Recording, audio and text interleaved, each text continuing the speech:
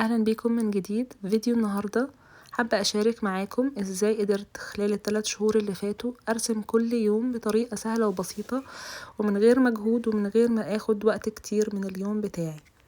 معظمنا كل سنة بيحط هدف انه هيرسم كل يوم، ممكن في الاخر ما يقدرش يكمل، يبدأ يومين 3 اسبوع وبعد كده بيوقف وما يكملش.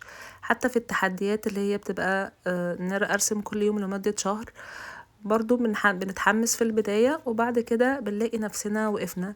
وده ممكن يكون لان نتحجج ان ما عندناش وقت او ان انا محتاجة افضي وقت معين، وقت كبير عشان اقدر ارسم. بس في الحقيقة كل اللي تحتاجوه 5 دقايق بس في اليوم بتاعكم. خلونا نبدأ على طول واقول لكم ايه الادوات اللي هتكونوا محتاجينها عشان تبدأوا الطريقة دي. اول حاجة تحتاجوها ورقة متقسمة مربعات زي بتاعة النتيجة الشهرية او المونثلي كالندر اللي بنستخدمها كل شهر عادي، او ممكن تستخدموا اجندة قديمة فيها المونثلي كالندر ما استخدمتوهاش قبل كده. ممكن ما تكونش مرقمة، عادية جدا، يعني دي اجندة قديمة عندي فاضية ما استخدمتهاش، ممكن استخدمها. او انكم تستخدموا اي نوت بوك عندكم وتسطروها بالمربعات على عدد الشهر 30 يوم، 30 مربع لكل يوم مربع. اي طريقة تحبوها او تكون سهلة بالنسبة لكم استخدموها. مع الورق او الاجندة هتكونوا محتاجين قلم، اي قلم عندكم حتى لو قلم جاف، او اي الوان بتحبوا تستخدموها. طيب دلوقتي بعد ما جهزنا الادوات ازاي نبدأ؟ مع كل يوم هنبدأ نرسم مربع واحد في اليوم بتاعنا. ممكن نرسم فيه اي حاجة باي طريقة احنا عاوزينها، حتى لو حد ما بيعرفش يرسم او ما بيحبش الرسم قوي او مش متعلم رسم، ممكن يعني دي مش للمرسمين بس، لاي حد ممكن يستخدمها.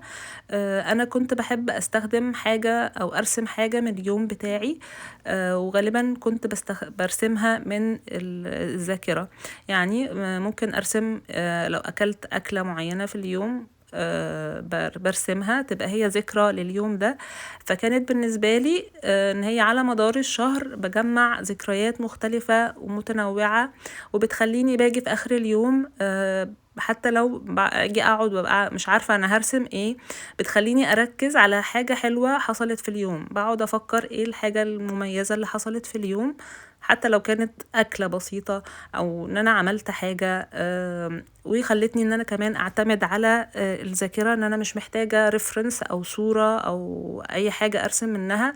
أنا بحاول أبسط الحاجة أو اللي أنا هرسمه، لأن المربع مساحته صغيرة جدا، فمش هيديك مساحة أو رفاهية إن أنت ترسم تفاصيل كتير.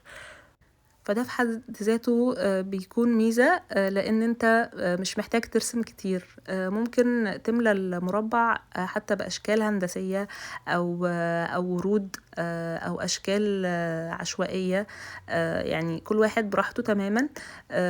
حتى لو انا كان ايام مثلا كان ممكن يعدي مثلا يوم او يومين انسى ارسم فيهم، او تبقى اتزحمت قوي او اتشغلت جامد. فحتى لو عدى يوم او يومين المساحة نفسها بتبقى صغيرة، حتى لو انا قعدت في يوم تاني او اليوم التالت بقدر ارسم المساحة كلها كحتة واحدة. زي الورود اللي انا برسمها دلوقتي، كان 3 ايام ورا بعض عدوا ما رسمتش، فقعدت ورسمتهم مع بعض بورود عادية جدا. ممكن تملوا المربع بألوان بتحبوها أو بلون بيعبر عن مشاعركم أو مزاجكم في اليوم دوت، أو بزخارف بتحبوها وبتعجبكم. ففي أفكار كتيرة ممكن تملوا بيها المربع لأن مساحته صغيرة جدا، وده في حد ذاته بيكون محمس لأنه ولا بياخد وقت ولا بيحتاج مجهود كبير. وكمان بيكون محمس جدا كل ما نملى مربع جنب مربع جنب مربع، بنكون متحمسين جدا لازاي في الاخر الصفحة كلها هتتملي وهتخلص في نهاية الشهر. فده بحد ذاته بيخلينا متحمسين او بيحمسك ان انت تكمل وتواصل عشان تشوف شكل الصفحة في الاخر. وكمان بيجمع ذكريات، كل مربع بالنسبة لك هيكون ليه رمز معين او ليه ذكرى حتى معينة. دي تعتبر أسهل طريقة لأي حد نفسه يلتزم بالرسم اليومي ومش بيعرف يكمل أو يواصل، لأن كتير من الدراسات بتقول إن لو حد قدر يتعود او يثبت على عادة لمدة 21 يوم، بتبقى خلاص العادة ثبتت عنده ويقدر يكمل بيها وكمان يطورها او يزود عليها. فحاولوا تتحدوا نفسكم التحدي البسيط ده وتجربوا ترسموا لمدة 30 يوم خلال شهر ابريل او في اي شهر تحبوا. ده كان شكل الصفحة النهائية في آخر شهر مارس. كنت مبسوطة جدا بيها في الآخر ان انا قدرت املاها كلها. كل ما ترسموا في مربع هتتشجعوا ترسموا او تملوا المربع اللي بعده لحد ما تخلصوا الصفحة كلها. ودي الصفحة بتاعت شهر ابريل لسه هبدأها. افتكروا دايما خليكم ماشيين واحدة بواحدة وما تركزوش على كل حاجة مرة واحدة، one step at a time.